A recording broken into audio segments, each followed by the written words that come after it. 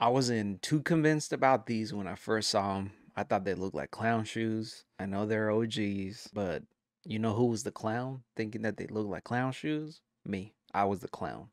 Because these, they're growing on me. They're heat. Let's talk about them.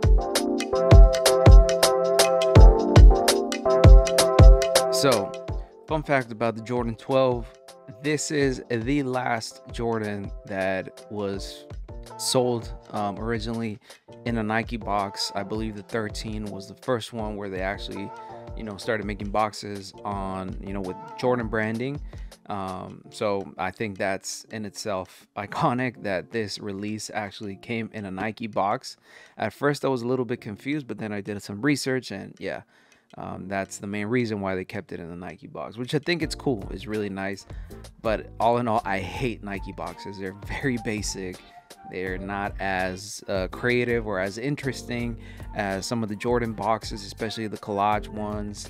Or I think, what are they called? The sky's the limit one.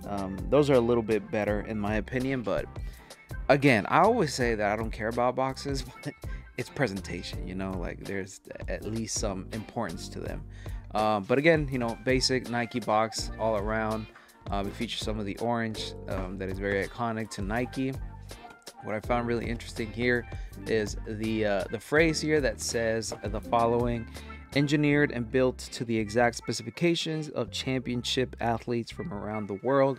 I think that's a really good nod to the back tab of the Jordan 12s. If I'm not mistaken, it also has a little saying that's nodding towards the greatness of Michael Jordan. But enough talking, let's get into the actual shoes. So again, Nike box, basics, cardboard inside, nothing, no designs, pretty basic. We do have double paper. Don't know why, but we do have double paper in here. And here we have the iconic Jordan 12 in the cherry colorway, an OG colorway that released alongside 4 other colorways. I believe it's the Obsidian, Playoffs, Varsity Red, which I think this one was called the Varsity Red originally, the Flu Game, and I may be missing another one. I don't remember, but Taxis. So yeah, really cool OG colorway. I wasn't entirely convinced about this shoe when I got it. I was just gonna get it for the review, but like the more I look at them and the more that I see reviews on them, I'm kind of leaning towards keeping them for my personal collection. But let me unbox the other one and let's talk a little bit more about the details. Again, no laces, no extra laces. I know it's not expected, but sometimes, like, how much money is the Jordan brand or Nike really saving by not including an extra set of laces? Regardless if it's the same color as the laces it came with, regardless if it's like a different color laces, like honestly, just an extra pair goes a long way, especially now that we're paying $210 for some of these OG releases, some of these GR releases. Like, it's getting up there in price. Like, I think you can afford an extra set of laces. Nike, come on. That's always going to be one of my biggest complaints when it comes to Jordan brand and Jordan releases. I just think it's a little bit greedy. I just think it's really like, it's just not cool, like it's just laces, man. Whatever. But here we have the Jordan 12 in the OG cherry colorway, the Varsity Red colorway, whatever you like to call them. Some really nice details in this one. It is a fully leather shoe, which a lot of the retros on Jordan are. They are, back in the day they used to do basketball shoes with premium and quote unquote materials, but it was leather. So yeah, I really do appreciate that they kept it true to the OG. The only thing that I am seeing are some issues here, especially in the mud guard. If I'll make some close-ups here, some of the glue didn't quite stick, and you can kind of see all the glue they just tacked it on there. Like they really tried to make this thing stick. It's kind of bubbling. It's not flush to the actual shoe. I'll show you in some close-ups more of that specific area. But again, I think it's just, you know, the actual nature of the shoe. Like it's a very thick sort of leather, and you know, trying to like tag it on there and make it look flush is going to be tough, but it is something that is quite noticeable. We do have the Jumpman tag here on the side, which I believe this was a addition by Michael Jordan himself during the design process. You know, and I really do appreciate that. I think that brands should definitely give athletes, whoever it may be, like some more control over some of these collaborations. I mean, he was probably one of the biggest and one of the main or one of the first athletes to sign with Nike. So I'm sure that was something they weren't used to, and you know, Michael Jordan did pave the way when it came to that, you know, design choices and whatnot. The leather on the side, really good. The stitching like kind of makes it look like this padding lanes going down to the shoe. Really like it. It definitely gives me vibes of like the rising sun design. Here on the back, in the heel, we got the number 23, iconic number 23, and this is what I was talking about here in the actual heel tab of the shoe. You have the word Jordan, and underneath it says quality inspired by the greatest player ever, which is the nod also in the box. You know, same kind of like color font. And yeah, we also got the iconic Jumpman logo stitched here in the pull tab. Sock liner is this sort of like really smooth, really like soft to the touch sort of like material. It's kind of like it's cotton, but it's, you know, I never know what exactly to call it because it's really smooth. It's that sort of material that really wicks sweat away. So I never specifically know what to call it, but it is that sort of material. Nothing too crazy on the inside. The insole just has the Jumpman logo, and that's pretty much it. The tongue is also a leather tongue. I've said that I'm not the biggest fan of leather tongues. I don't know, they just kind of feel like too stiff sometimes, but I really think that it works here specifically for this shoe. It will always work with the Jordan retros, at least, because people don't use them for performance anymore. Not necessarily for that. That's not the main reason why someone gets a Jordan, but it really works on this. It kind of brings up the value on the shoe, the perceived value on the shoe. We got the Jumpman logo stitch on here really nicely. And then we got also along the tongue the word 2 followed by the number 3, 2-3, of course, Michael Jordan's number. And then we go further down into the actual outsole of the shoe. We got this herringbone traction pattern here. You know, I'm sure it performs extremely well on the court. I've seen some people, you know, when I go play pickup games, I've seen some people rock the 12s, some people rock the 13s. I think those two are probably the main actual hooping performance shoe that people still use out there in the actual real world. So I'm sure this is still a very well performing shoe. I'm not gonna be using it for that, I'll tell you that right now. I really will never hoop in some retros, I'll tell you that right now. I've tried hooping in the up tempos, and that was a huge mistake. Like, I was out of commission for like 2 or 3 weeks.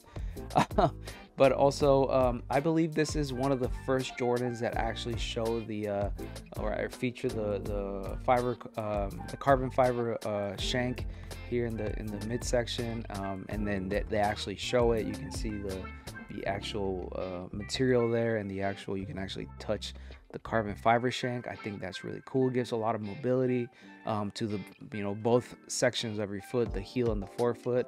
It kind of like helps them move independently, gives you more mobility, and makes the shoe a little bit more flexible, and it gives you a lot of support if you have, you know, for example, flat feet and whatnot. And yeah, if I'm not mistaken, this is also one of the first Jordans that featured a full-length Zoom Air unit. Now, my main issue with the Jordan 12s, and this is one of the reasons why I kind of didn't want to cop it, of course, like I've always said, that red and white, it doesn't really work a lot, just because they always remind me of clown shoes from the top specifically, not so much from the side. I mean, from the side a little bit, but not as much as from the top. That's the reason why I didn't cop the Cherry 11s, even though that now I kind of want them, but I'm just gonna go for the DMPs instead. But one of the main concerns also with this shoe is the Jumpman logo, that kind of like you can see the hand and the ball when the shoe is flat, and it kind of makes it look like hooves, you know, like you've seen those designer shoes that look like cow toes, cow hooves, whatever you want to call it. This is also one of my main concerns with this shoe. It's a design thing. I mean, it's an OG thing, like it's always been this way. But I think that when it contrasts so heavily, for example here with the red and the black, it kind of reminds me of some cow shoes, you know. Not that big of a deal. I don't think a lot of people are gonna be like really flush to the ground to really see that. But that is mostly me just being nitpicky at this point. But besides that, like, I'm just gonna go ahead and put these on feet and see how they feel. I've seen a lot of people claim that the Jordan 12s are one of the more comfortable Jordan retros. Apparently they're up there with the Jordan 13s. I personally believe Jordan 13s are the most comfortable Jordan I've ever worn beside the Jordan 3s. Jordan 2s also don't get a lot of credit for being comfortable shoes. They're really comfortable. They're a little bulky, but they're still very comfortable. But I'm gonna go ahead and put these on feet and then give you the the actual on feet review on these. So far though, I really do like this. I didn't talk about this, but there's also a little peek here. That's it. All right.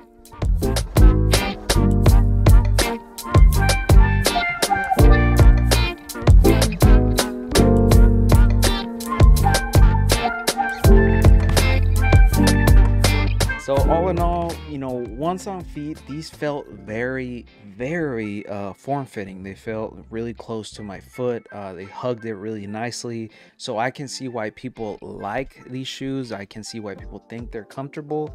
I still haven't obviously walked around them. Just walked around here in my office.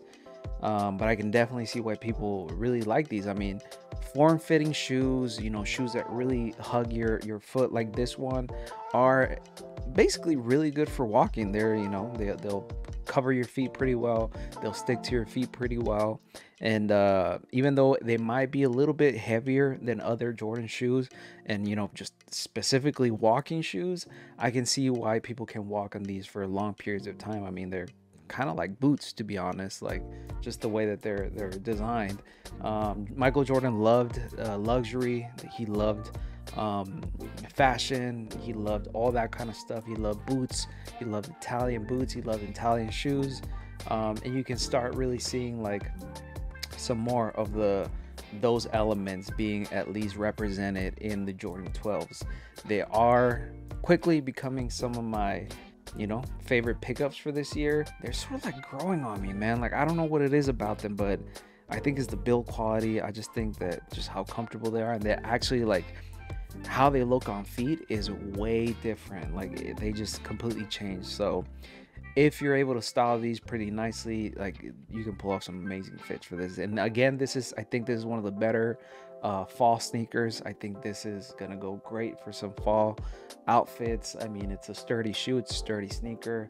The material will work great with like wet conditions, and, you know, just overall fall conditions. So I think this is a great shoe. There's some issues, of course, with the build quality over here with the mudguard and whatnot, but the stitching, everything else, the eyelets, everything is really well made. And I think this is, you know, this is a hitter. This is probably one of the better releases of this year.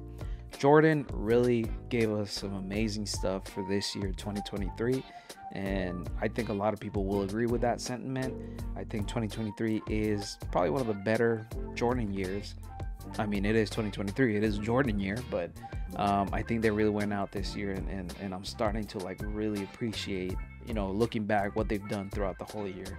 Coming up next, the DMP 11s. I'm definitely gonna try for those. Those are probably my most sought after shoe after this one.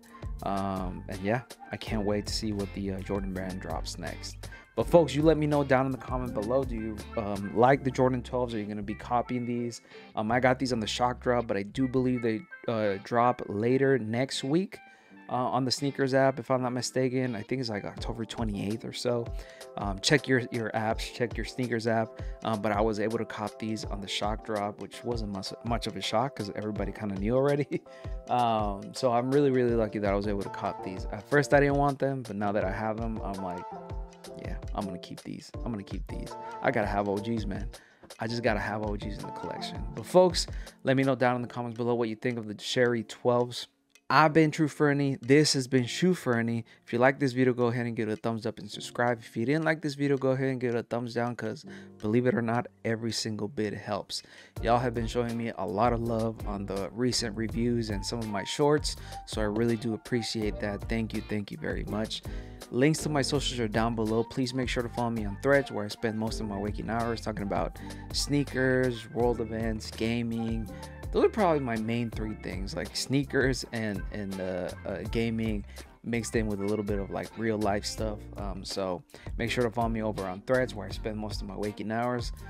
Twitter, for me, is mostly dead at this point. Make sure to follow me on Instagram and TikTok, where I upload more of the short form sneaker content, and where you can find like some of these reviews in a more like compacted format. So your support on both Instagram and TikTok is really appreciated. I mean, it's like the discoverability on both of those apps have been a little iffy, so all your support out there is greatly appreciated. But folks, please take care of each other, but most importantly, take care of yourself and your sneakers, even the ones you kind of don't like, but now you really do like, because these are expensive, man. $210. Yeah, I'm definitely taking care of these. Peace.